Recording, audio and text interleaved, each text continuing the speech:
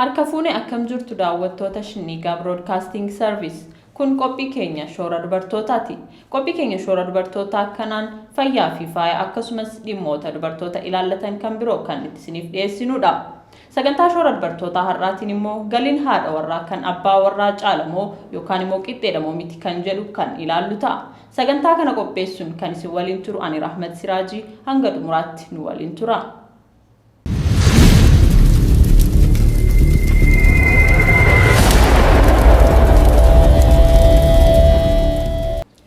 Galiin haadha warraa kan abbaa warraatiin qixxeedha miti jedha qorannoon tokko. Galiin keessan kan abbaa warraa keessaniin qixxeedha. Qorannoon akka addunyaatti dalagame akka agarsiisutti deebiin dubartoota baay'ee miti kan jedhudha. Qorannoon kun odeeffannoo idilee biyyoota 45 bara 1973 hanga 2016tti jiru xiinxale. Kunis qorannoowwan addunyaalessaa walqixxummaa galii maatii koorniyaa bu'uura godhateen taasifame isa jalqabaati. Qorattoonni India Institute of Management Bangalore odeeffannoo maatii miliyoona 2.85 irraa funaaname fayyadaman. Haadha warraa fi abbaa warraa umriin isaanii 18 hanga 65 gidduu jirus filatan. Yaadni akka dimshaashaatti jiru maatii tokko keessa galiin maatii gidduutti walqixa qoodama kan jedhudha. Ta'us maatiin iddoo walqixxummaatti galii itti hin mul'anne keessaa isa guddaadha. Kanaaf kan gadi fageenyummaan xiinxaluu barbaanne jedhan. Gabaasni kun maatiin qorannoo kan ilaalu akka saanduqa gurraachaatti ibsa.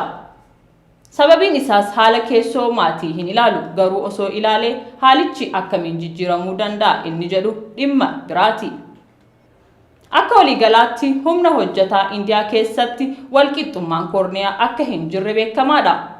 Lakkoofsi dubartootaa xiqqoo yoo ta'u isaanis hojii yeroo guutuu hin qaban. Qorattoonni kunneen haala waliigala addunyaa ilaaluu barbaadan fakkeenyaaf biyyoota kaaba lixa Awurooppaa akka mallattoo walqixxummaa koorniyaatti ilaalaman keessaa haalli galii maatii fi hojii qixxee kan qoodamedha kan jedhus xiinxalan. Haaluma kanaan walqixxummaa galii maatii fi waliigalaa sadarkaa kennan. Odeeffannoon dhiyoo kana akka agarsiisutti haati warraa fi abbaan warraa qacaramanii kan hojjetan yoo ta'e biyyoota guddatanii fi sooreyyii keessatti illee osoo hin hafin biyyi haati warraa qixxee abbaa warraa ishee galii itti argattu hin jiru. Biyyoota guddatanii fi walqixxummaa koorniyaa olaanaa qaban keessatti qoodni galii dubartootaa harka 50 gadi tahuu hubannee jirra jedhu qorattoonni. Sababni dubartoonni galii xiqqaa akka qabaatan godhe keessaa tokko akka aadaatti dhiirotni madda galii maatii fi dubartoonni kunuunsitoota ijoolleetti waan ilaalamaniifi. Dubartoonni baay'een daa'imman erga godhatanii booda boqonnaa kaffaltii qabu ta'ee kan hin qabne bahu. Hojii wal fakkaataadhaaf dubartii fi dhiira qixxee kaffaluu dhiisuunis dhugaa biyyoota addunyaa baay'ee keessa jirudha. Akka gabaasni dhaabbata hojjetaa addunyaa bara 2018 himutti dubartoonni hojii mana keessaa kaffaltii hin qabne harka 76.2 kan dalagan yoo ta'u kunis kan dhiirotaa dachaa 3 caala. Biyyoota Eeshiyaa keessatti immoo harka 80tti ol siqa.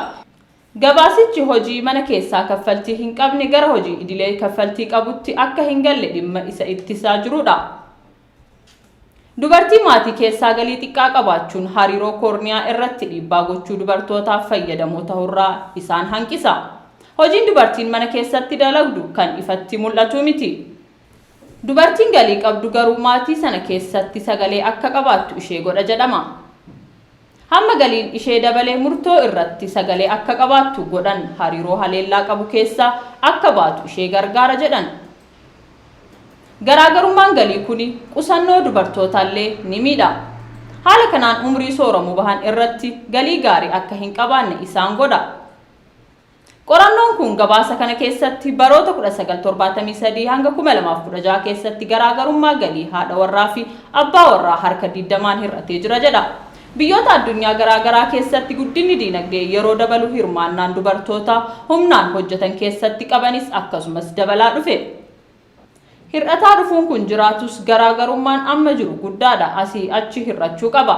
Mootummaan waadaa seenuu hojiitti hiikuu dhiisuun dhaabbatni dubartootaa hojii mana keessaa hojjechuun adabamaa jiran qacaruu dhabuun danqaadha jedha.